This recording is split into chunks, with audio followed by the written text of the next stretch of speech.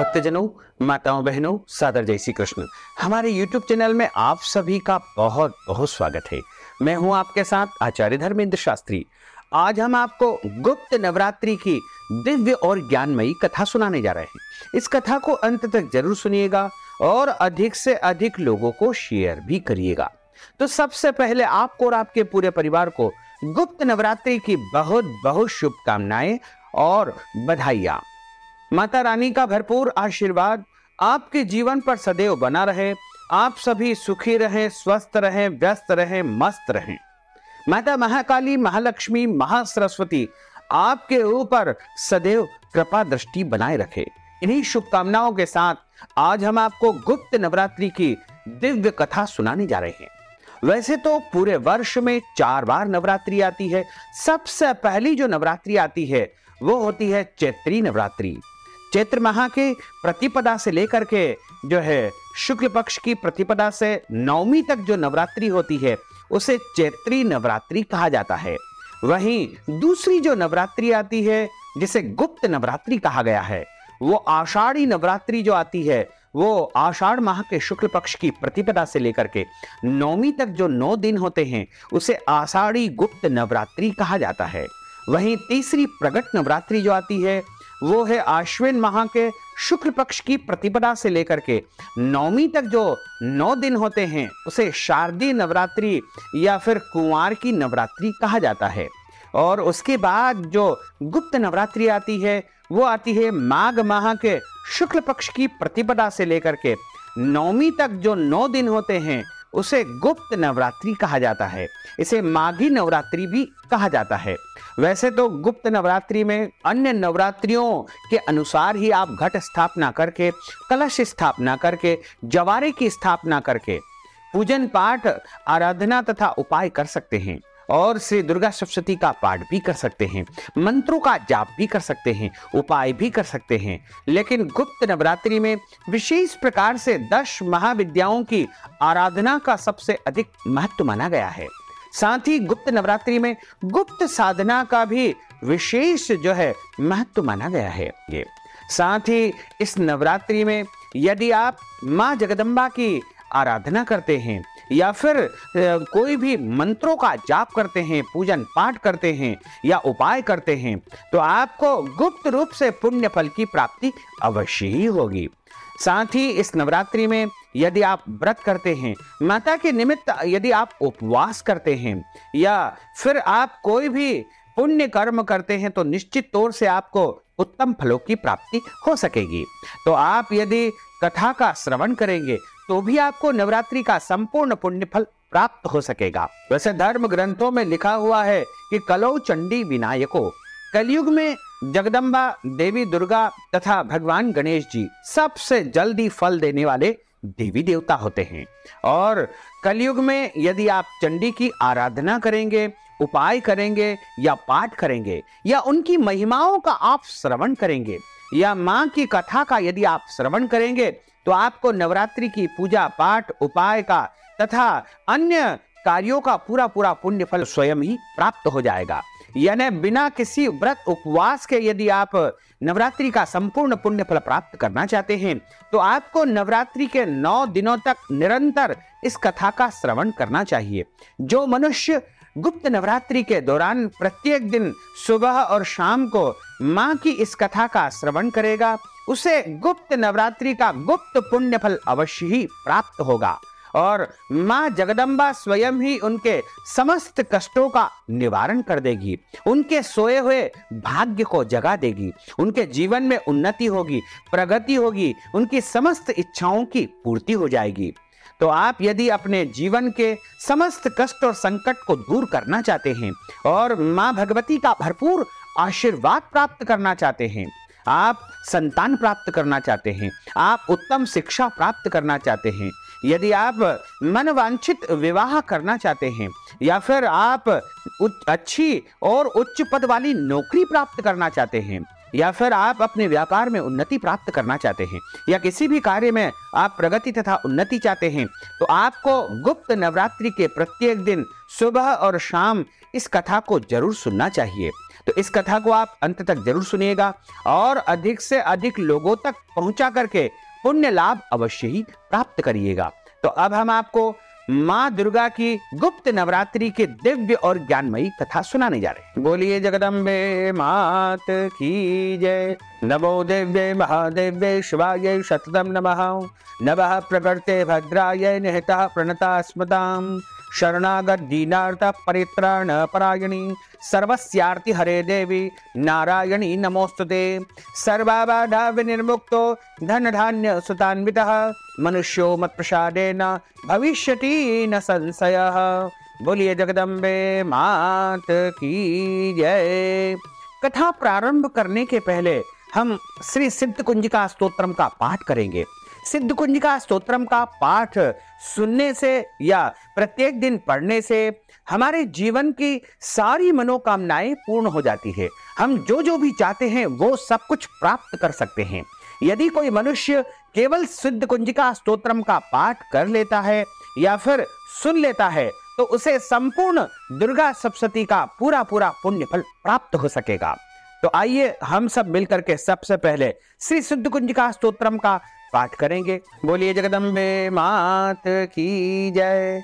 प्रेम से बोलो जय माता दी। हम सब मिल बोलो जय माता दी। मैं नहीं सुनिया जय माता दी। मम्मा बोलो जय माता दी। बाबा बोलो जय माता दी। सब मिल बोलो जय माता दी। प्रेम से बोलो जय माता दी। बोलिए जगदम्बे मात की जय।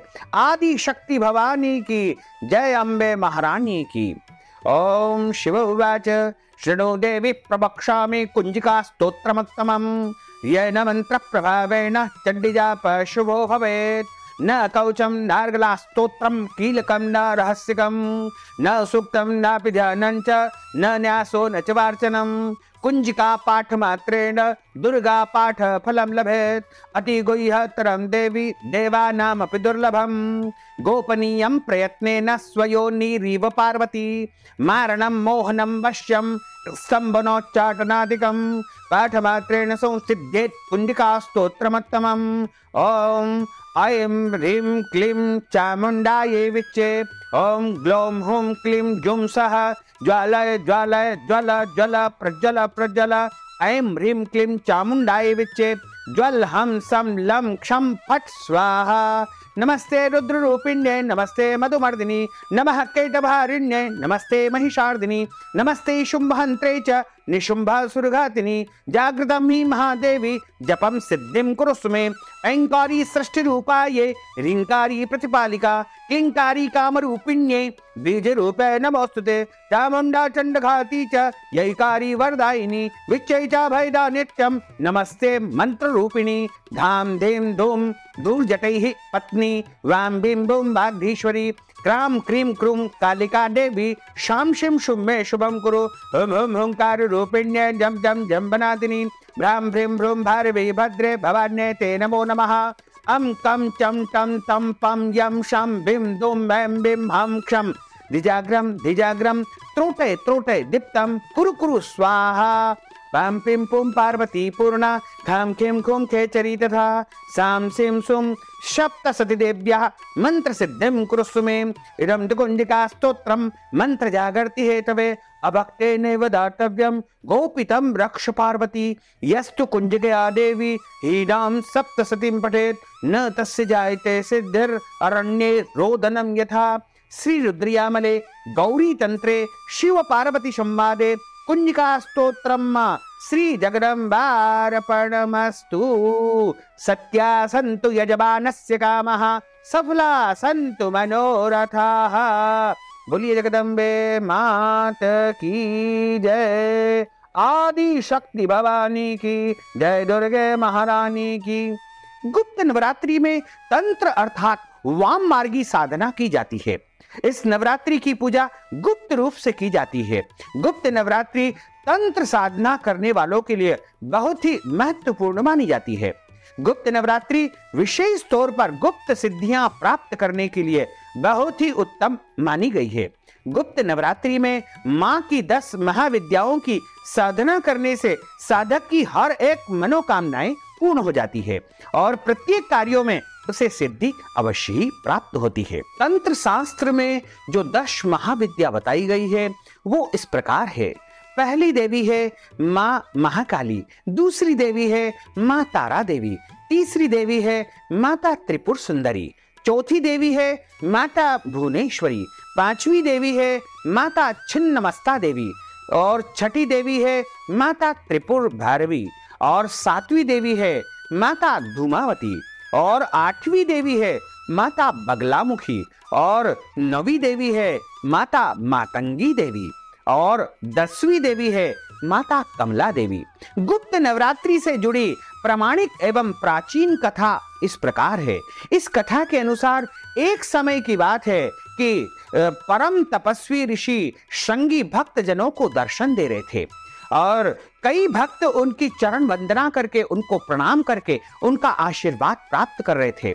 अचानक भीड़ में से एक स्त्री निकल करके आती है और हाथ जोड़ करके और उनकी चरण वंदना करती है और प्रणाम करके विनती पूर्वक ऋषि श्रृंगी से बोली कि हे ऋषिवर, सबसे पहले तो मैं आपको प्रणाम करती हूँ, आपको नमन करती हूँ तथा आपसे एक निवेदन करना चाहती हूँ कि मेरे पति बुरे बुरे कर्मों से सदैव घिरे रहते हैं और हमेशा दुर्व्यसनों से लिप्त रहते हैं। इस कारण से न तो कोई पूजा पाठ स्वयं करते हैं और मैं यदि पूजा पाठ करती हूँ तो भी मैं नहीं कर पाती हूँ। धर्म और भक्ति से जुड़े पवित्र कार्यों का संपादन हमारे घर में, हमारे परिवार में नहीं हो पाता है। यहाँ तक कि ऋषियों को उनके हिस्से का अन्न भी समर्पित नहीं कर पाती हूँ। मेरे पति जो है अभक्ष भक्षण करते हैं, यानी वो मांसाहारी है, जुआरी है, लेकिन मैं माँ दुर्गा की सेवा करनी चाहती हूँ और मेरी इच्छा है कि मैं जगदम्बा की सेवा करूँ। उनकी भक्ति साधना से अपने परिवार के जीवन को सफल बनाना चाहती हूँ। ऋषि श्रृंगी महिला के भक्ति भाव से बहुत प्रभावित हुए। ऋषि ने उस स्त्री को आदर पूर्वक उपाय बताते हुए कहा कि वासंतिक और शारदीय नवरात्रों से तो आम जनमानस परिचित है, लेकिन इसके अतिरिक्त 2 नवरात्र और भी होते हैं जिन्हें गुप्त नवरात्रि कहा जाता है। उन्होंने कहा कि प्रगट नवरात्रों में 9 देवियों की उपासना होती है और वैसे तो गुप्त नवरात्रि में भी 9 देवी की उपासना कर सकते हैं, लेकिन गुप्त नवरात्रों में विशेष रूप से 10 महाविद्याओं की साधना की जाती है। इन नवरात्रों की प्रमुख देवी स्वरूप का नाम सर्वैश्वर्यकारिणी देवी है। यदि इन गुप्त नवरात्रि में कोई भी भक्त माता सर्वैश्वर्यकारिणी देवी का विशेष पूजन अर्चन करता है तो निश्चय ही उसके जीवन में सभी कार्यों को सिद्ध कर देती है और उसके जीवन को सफल बना देती है। ऋषि श्रृंगी ने आगे कहा कि लोभी, कामी, व्यसनी, मांसाहारी अथवा पूजा पाठ न कर सकने वाले भी यदि गुप्त नवरात्रों में माता की पूजा करता है तो उसे जीवन में कुछ और पूजा पाठ, व्रत, जप, तप, नियम पालन करने की आवश्यकता नहीं होती है। केवल गुप्त नवरात्रि से ही उसे समस्त सिद्धियां प्राप्त हो जाती है। श्रृंगी ऋषि ने उस महिला को गुप्त नवरात्रि का सारा विधान बताया, पूजन की सारी विधि उसे समझाई और कहा कि बेटी, तुम पूरी श्रद्धा से मां सर्वैश्वर्यकारिणी की 9 दिन तक पूजा आराधना करना, जिससे तुम्हारे घर परिवार में निश्चय ही सुख, शांति, समृद्धि आएगी। संपूर्ण विधि विधान जान करके वह महिला अत्यंत प्रसन्न हुई तथा ऋषि श्रृंगी को उसने प्रणाम किया और प्रणाम करके श्रद्धा पूर्वक उसने माघ माह के शुक्ल पक्ष की प्रतिपदा को अपने घर में कलश की स्थापना की और उसके बाद नियम पूर्वक मां सर्वैश्वर्यकारिणी देवी का पूजन करती रही और 9 दिनों तक उसने 10 महाविद्याओं का भी पूजन अर्चन किया और माता भगवती जगदम्बा सर्वैश्वर्यकारिणी उसके ऊपर प्रसन्न हो गई और प्रसन्न होकर के उसको दर्शन दे दिए और पूछा कि बेटी, मैं तेरी पूजा से, तेरी आराधना से, तेरी इस भक्ति से अत्यधिक प्रसन्न हूँ, मांग क्या चाहती है?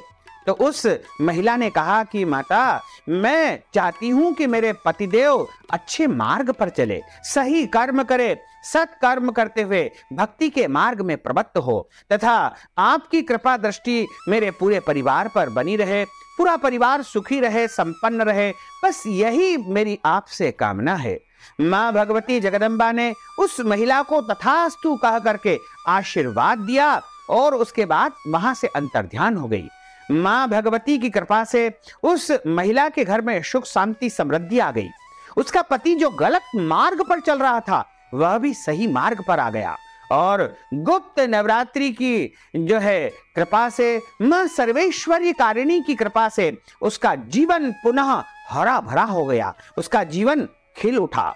पूजा विधि अन्य नवरात्रों की तरह ही गुप्त नवरात्रि की होती है। पहले दिन यानी प्रतिपदा को घट स्थापना इसमें करना चाहिए। फिर प्रत्येक दिन सुबह शाम माँ दुर्गा की, माँ सर्वेश्वरी कारिणी की पूजा करके उनकी आरती संपन्न की जाती है। अष्टमी या नवमी के दिन कन्या पूजन, कन्या भोजन का कार्य संपन्न किया जाता है। इसके अलावा जो सिद्धियां प्राप्त करने के लिए यह नवरात्रि का व्रत करते हैं वह 10 महाविद्या की साधना करते हैं। तंत्र साधना बहुत ही सावधानी पूर्वक करना चाहिए और बिना गुरु के मार्गदर्शन में कभी भी तांत्रिक साधना या 10 महाविद्याओं की आराधना नहीं करना चाहिए, वरना इसके विपरीत प्रभाव भी देखने को मिल सकते हैं। और यदि आप 10 महाविद्याओं की विधिवत गुरु दीक्षा लेकर के साधना करते हैं तो निश्चित तौर से आपको पूरा पुण्य फल प्राप्त होगा। 10 महाविद्याएं जो कि अलग अलग प्रकार से अलग अलग फल देती है। पहली जो महाविद्या है वो काली माता है। काली माता की आराधना करने से हमारे घर परिवार में जो भी रोग होते हैं, शत्रु होते हैं, पीड़ा होती है, संकट होते हैं या फिर अकाल मृत्यु होती है वह टल जाती है। इससे दुष्ट शक्तियों से भी, दुष्ट आत्माओं से भी हमारे परिवार की तथा हमारी रक्षा होती है। दूसरी देवी जो होती है वो तारा देवी होती है और इनकी आराधना करने से हमें तीव्र बुद्धि और रचनात्मक शक्ति प्राप्त होती है। और उसके बाद अगली देवी होती है त्रिपुर सुंदरी माता। अगर कोई भी ऐसा काम है जो बहुत कठिन है, नहीं हो पा रहा है, तो त्रिपुर सुंदरी की आराधना से वह कार्य सरल हो जाता है। उसके बाद माता भुवनेश्वरी। माता भुवनेश्वरी जीवन की समस्त मनोकामनाओं को, समस्त इच्छाओं को पूर्ण कर देती है। उसके बाद आती है माता छिन्नमस्ता देवी। छिन्नमस्ता देवी रोजगार संबंधी, व्यापार संबंधी मसलों का निदान कर देती है। उसके बाद आती है धूमावती माता। धूमावती माता बुरी नजर, तंत्र मंत्र, जादू टोने, भूत प्रेत से जो है मुक्ति प्राप्त करवाती है तथा हमारी और हमारे परिवार की रक्षा करती है। और उसके बाद आती है माता बगलामुखी देवी। बगलामुखी देवी की आराधना करने से शत्रु के ऊपर विजय प्राप्त होती है। कोर्ट कचहरी का यदि कोई केस चल रहा है तो उसमें विजय प्राप्त हो जाती है। यदि कोई उच्च पद आप प्राप्त करना चाहते हैं तो वह भी आपको प्राप्त हो जाता है। यदि आप चुनाव लड़ रहे हैं, राजनीतिक क्षेत्र में उच्च पद की आपकी आकांक्षा है तो वह भी आपकी पूर्ण हो जाती है। यानी माता बगलामुखी की आराधना करने से शत्रुओं का दमन होता है, यहां तक कि यदि आप चाहेंगे तो शत्रुओं का विनाश भी हो जाता है। उसके बाद आती है मातंगी देवी। मातंगी देवी की आराधना करने से घर गृहस्थी की जो भी समस्याएं होती है, पति पत्नी के बीच में जो तनाव होता है वह भी समाप्त हो जाता है। उसके बाद आती है माता कमला देवी। कमला देवी की आराधना करने से मनुष्य को सौंदर्य की प्राप्ति होती है, वैभव की प्राप्ति होती है और उसके जीवन में समस्त भौतिक सुख सुविधाएं उसे प्राप्त हो जाती है तथा घर परिवार में सुख शांति समृद्धि का आगमन होता है। तो इस प्रकार गुप्त नवरात्रि की कथा का यहाँ पर समापन होता है। बोलिए जगदम्बे मात की जय, भोलेश्वर भगवान की जय।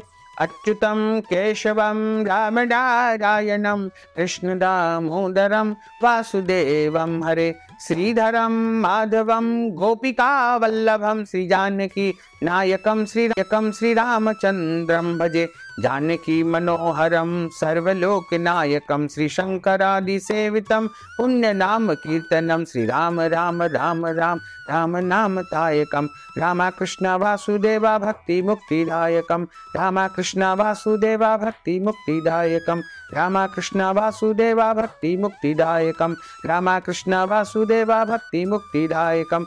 बोलिए जगदम्बे मात की जय, शंकर भगवान की जय, पार्वती माता की जय, महाकाली माता की जय, महालक्ष्मी माता की जय, महासरस्वती माता की जय। धर्म की जय हो, अधर्म का नाश हो, प्राणियों में सद्भावना हो, विश्व का कल्याण हो, सनातन धर्म की जय हो, गौ माता की जय हो, नगर बस्ती की जय हो, आज के आनंद की जय हो, कल के आनंद की जय हो, परसों के आनंद की जय हो, बरसों बरसों के आनंद की जय हो। ओम नमः पार्वती पते हर हर महादेव हर।